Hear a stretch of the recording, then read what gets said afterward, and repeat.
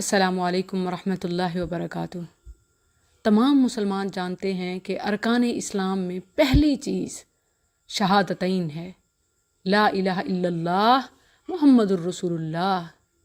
جو اس میں کسی کمی یا اضافے کا ارتکاب کرتا ہے اس کا اسلام سے کوئی تعلق نہیں۔ اگر وہ پھر بھی زبردستی اسلام سے نسبت جوڑے تو وہ مرتد کہلائے گا۔ تو پھر جو اسلام میں مرتد کی سزا وہ اس کی سزا۔ یہ باتیں میں اس لیے کر رہی ہوں کیونکہ آج ایک ایسی خبر پاکستان کے شہر فیصل آباد سے آئی ہے۔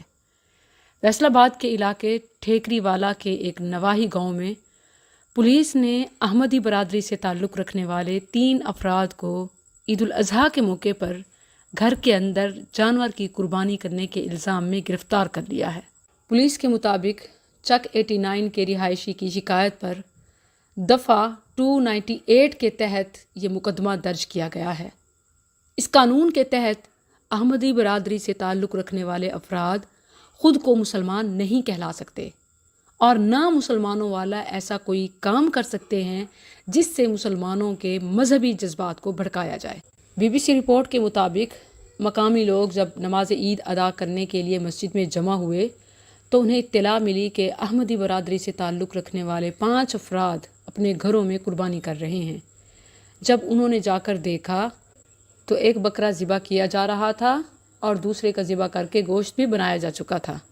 اس عمل کو دیکھ کر ان کے اور دیگر مسلمانوں کے جذبات کو شدید ٹھیس پہنچا، جو کہ قابل تعزیر جرم ہے۔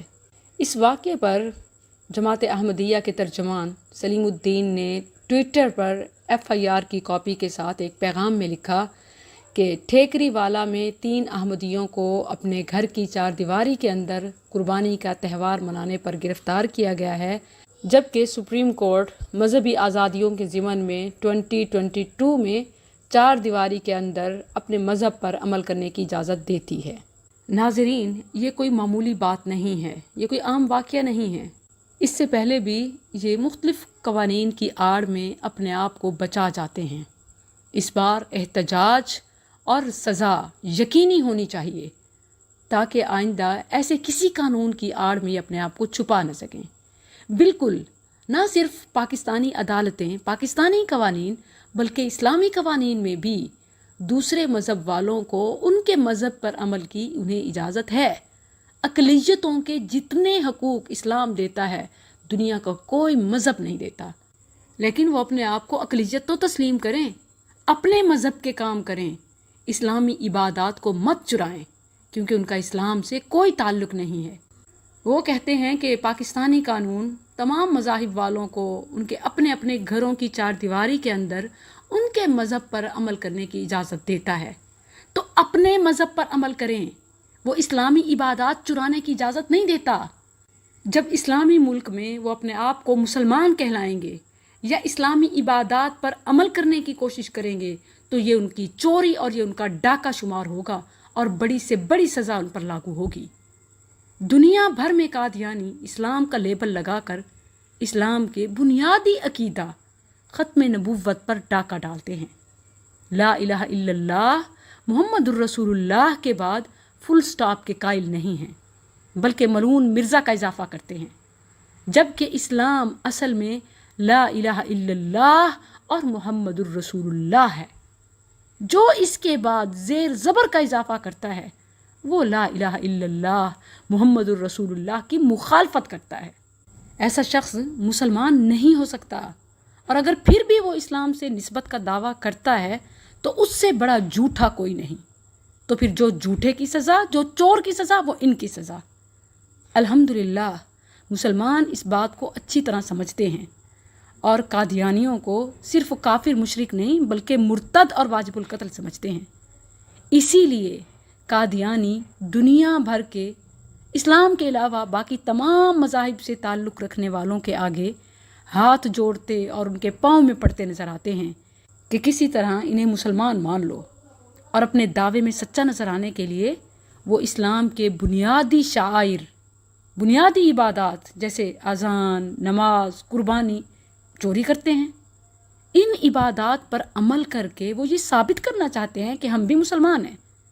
اگر وہ واقعی اپنے اس دعوے پر قائم ہیں تو پھر اسلامی قوانین کے مطابق جو چور کی سزا وہ ان کی سزا، کیونکہ اسلام میں لا الہ الا اللہ محمد الرسول اللہ کے بعد کسی شخص کی تو دور نام کی بھی اجازت نہیں۔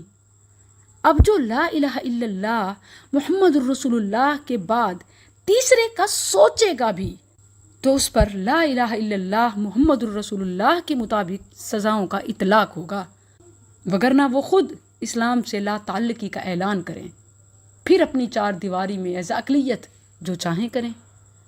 اللہ اور اس کے رسول صلی اللہ علیہ وسلم سے کسی نسبت کے حقدار نہیں ہیں۔ جسے چاہیں خدا بنائیں، جسے چاہیں پیشوا بنائیں، جو چاہیں اپنے مذہب کا نام رکھیں، رس گلہ رکھیں یا گلاب جامن، مسلمانوں کو کوئی اعتراض نہیں ہوگا، بلکہ اسلامی ملک میں انہیں اقلیتوں کے حقوق بھی ملیں گے، جن کے مطابق وہ اپنے گھروں کی چار دیواری میں اپنی مذہبی رسومات ادا کر سکیں گے، مگر اسلامی ملک میں اسلامی عبادات چوری کرنے کی ہرگز اجازت نہیں۔ اس حوالے سے حکام والا، اعلیٰ عدلیہ، علماء کی مشاورت سے سخت سزاؤں کا اطلاق یقینی بنائے، کیونکہ یہ اسلام اور ایمان کا معاملہ ہے، پاکستان کی بقا کا معاملہ ہے۔ جب کسی ملک سے money laundering, gold, cash, information, کسی بھی ملکی خزانہ کو بغیر اجازت کے منتقل کرنا جرم ہے، تو کیا اسلامی شعائر چرانا کوئی معمولی بات ہے؟